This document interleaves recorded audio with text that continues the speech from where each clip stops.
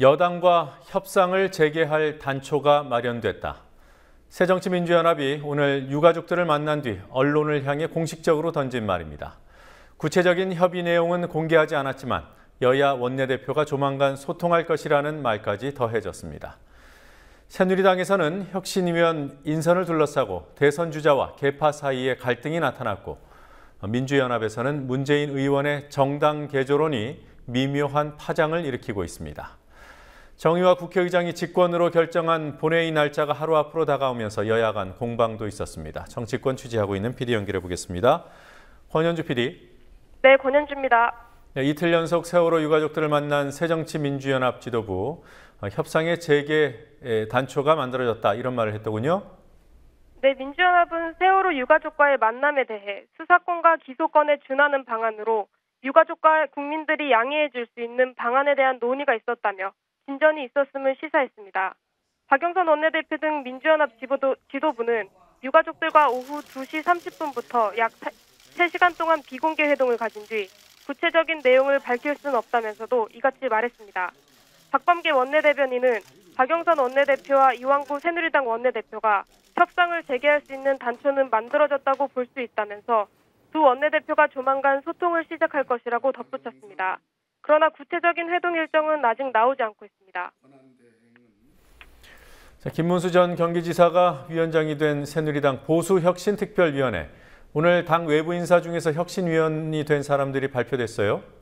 네, 김문수 위원장은 오늘 문화미래포럼 대표인 소설가 복거일 씨, 문진국 한국노총 전 위원장, 김영용 전남대 경제학부 교수, 서경교 한국외대 사회과학대 학장 등 총 6명의 외부 인사를 혁신위원회에 임명했다고 발표했습니다. 당내 인사로는 나경원 의원이 오늘 혁신위원으로 발표됐습니다. 이로써 보수혁신특별위원회는 김문수 위원장을 포함해 당내 인사 11명, 외부 인사 6명 등 총 18명으로 구성돼 다음 주 초부터 6개월간의 활동에 들어갑니다.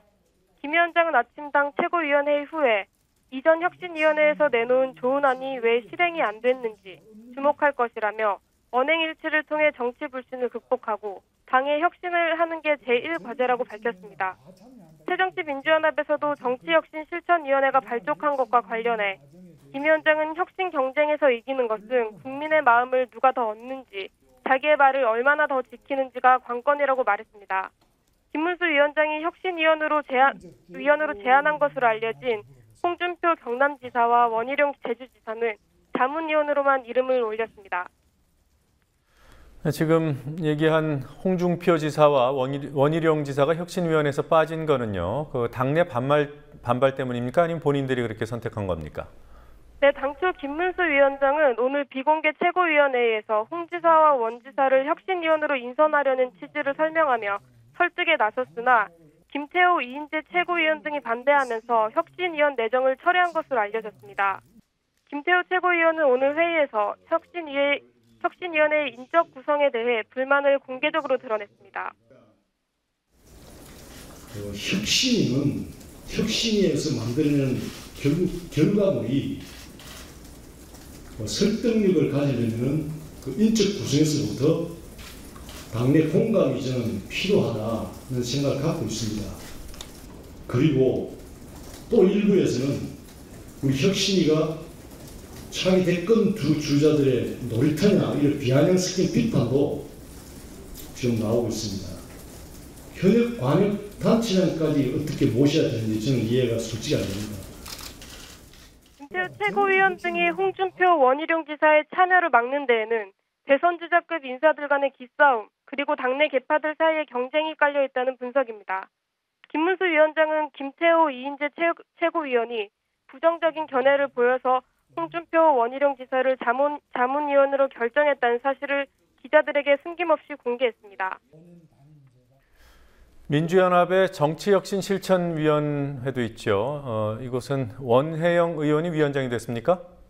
네, 문희상 비상대책위원 체제가 들어서면서 어느 정도 당내 내용을 수습한 민주연합은 정치혁신실천위원회를 출범시키고 사선 중진 원혜영 의원을 위원장으로 임명했습니다.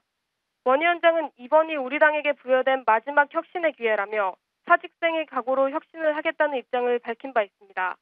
원 위원장은 국회 도서관장 추천권을 국민에게 돌려주는 방안과 민주정책연구원을 민간에게 개방해 운영하는 방안 등을 거론하며 거대 담론이나 복잡한 절차가 필요한 혁신안보다는 당장 실행할 수 있는 혁신안을 우선으로 삼겠다고 말했습니다. 문재인 의원이 오늘 새정치민주연합은 개방형 네트워크 정당이 돼야 한다는 주장을 폈습니다. 어떤 뜻입니까?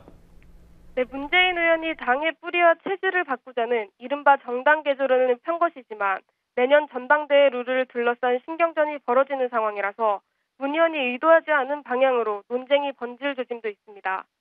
문 의원은 오늘 오후 노무현 대통령 기념 심포지엄 기조연설에서 온 오프라인을 결합하는 다양한 기능의 플랫폼을 구축하고 당원뿐만 아니라 시민과 지지자를 광범위하게 결집해야 한다고 주장했습니다.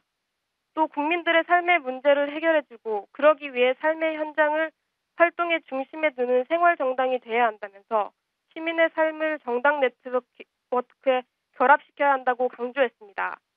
문 의원이 말한 네트워크는 정당 산하의 다양한 조직을 뜻하는 것이지 통신 장비를 뜻하는 게 아닙니다.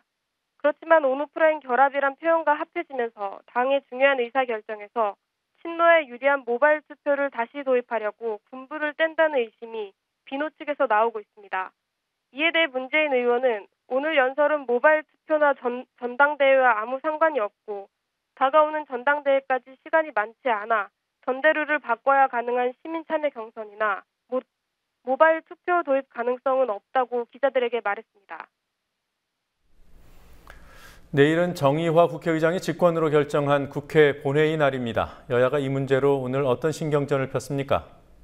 네, 새누리당은 의장의 결정에 따라 반드시 내일 본회의를 열어야 한다는 입장이고 민주연합은 여야 합의 없이 정한 의사 일정은 받아들일 수 없다는 입장을 고수하면서 공방이 이어졌습니다. 양당 원내대표의 오늘 발언 차례로 들어보시겠습니다. 이 지구상에 국회 참석해달라고 호소하는 그런 국회가 있겠습니까? 도대체 국회가 여야를 떠나서 어떻게 국회의원한테 국회에 참석해달라고 하는 일이 있어서 되겠습니까, 여러분? 지구상에 이런 나라 있습니까? 피해자는 결국 국민 아닙니까? 국회의장님을 어떻게 생각하기에 여당 지도부가 국회의장이 보자고 그러는데도 나타나지도 않고 본인들 필요할 때만 국회의장님 찾아와가지고 이거 직권 상정해달라. 국회의장님이 직권 상정용 국회의장님이십니까? 지금 아마 출석. 새누리당 김재원 원내수석 부대표는 오후 정의화 국회의장을 만난 뒤 국회 사무처에 본회의 개의 요구서를 제출하면서 내일 본회의 강행 의지를 보였습니다. 지금까지 국민TV 뉴스 권현주입니다.